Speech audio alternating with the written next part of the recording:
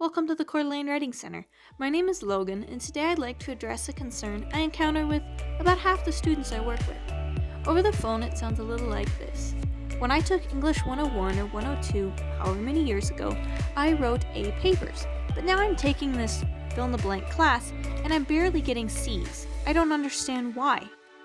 Some students go so far as to say, I'm considering dropping the class and changing my major so I never have to write another of these papers.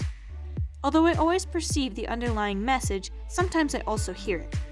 I bet you don't believe me, but I really did write good papers. I'm going to let you in on a little secret. I do believe you. And I'm sure you're thinking right now, oh, she's just saying that to be nice, or sure, she believes I used to write good papers, but I've lost my touch or fell out of touch with academics, and now I need to be spoon-fed writing information. Does that sound a bit harsh out loud? If so, let's be honest. Most of us have said something like that to ourselves at least once. Now, while I've been introducing our topic, you've doubtless been watching me color this page, and it illustrates an important point. But before we get into that, let's take a look at a picture I colored earlier. Do you see how simple it is? Thick black lines show me exactly where I need to color. The colors are uniform, and there isn't a lot of variety.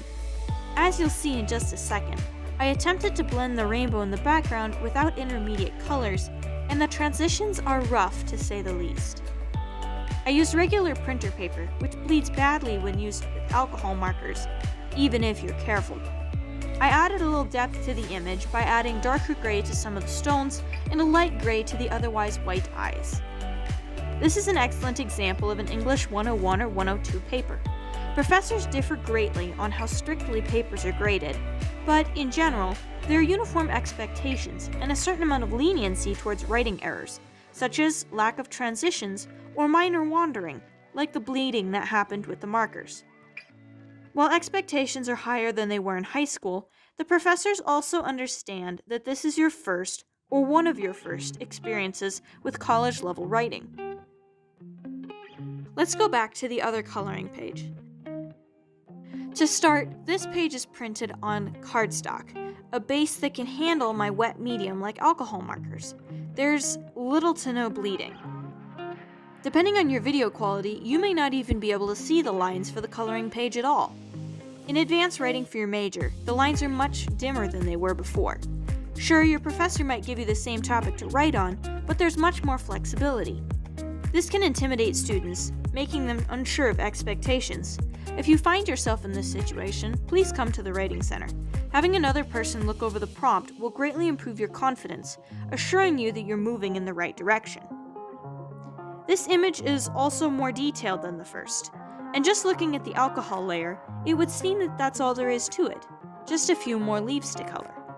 However, to do this image justice, I'm coming back with pencils and adding depth and accentuating the details of the image, such as the way the vines wrap around the wheel and the wood and metallic textures.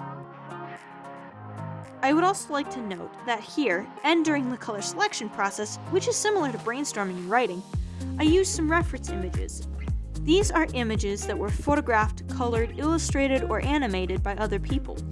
This is a common technique for more detailed drawings because I have limited experience with how light reflects on leaves, and I have zero experience with coloring or drawing birds. I have consulted another person to make sure that when I'm done, I didn't miss a major shading detail that throws off the entire picture.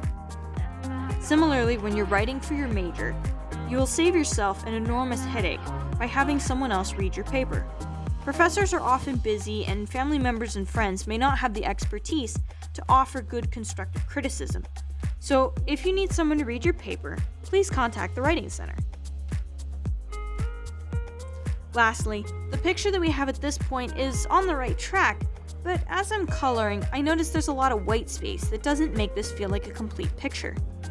This is a common scenario encountered in writing. Students feel that the paper is good and finished the way that it is, and they might be right, but they haven't fulfilled the length requirement. I'm filling in the blank spaces with a light blue ink. Even though the ink isn't all that visible in the smaller sections, the overall addition adds depth and completeness. If you were to work with a writing consultant on this, you'd read through the paper together, and the tutor would suggest adding a few sentences here and there to add some small details. When done tastefully, these details draw the reader further into the topic and make the piece much more enjoyable to read. After 7.5 hours of coloring, I hope I've managed to illustrate the differences between writing at a freshman level and writing at junior and senior levels. It isn't a novel idea that we have to improve our writing as we advance toward our degrees, but I think this coloring exercise also depicts how, as a writing consultant, I see student papers. Regardless of what stage of the process you're in, whether you're just starting an alcohol layer, starting to add some pencils, or even staring at a blank piece of paper not knowing where to start, it's possible to see what the paper will be like when it's polished. The only thing standing in our way is giving up or procrastinating to the point that we don't have time to bring the paper to its full potential. It takes courage to receive feedback from someone else, so please, come to the Writing Center with your head up. And don't worry, if you feel exhausted by the writing process, know that we are ready and waiting to revive your creative juices and help you write with confidence. If you enjoyed this content, please consider subscribing and sharing this with another student who could use this message. Until next time, my name is Logan, and this is the Coeur d'Alene Writing Center. Happy writing!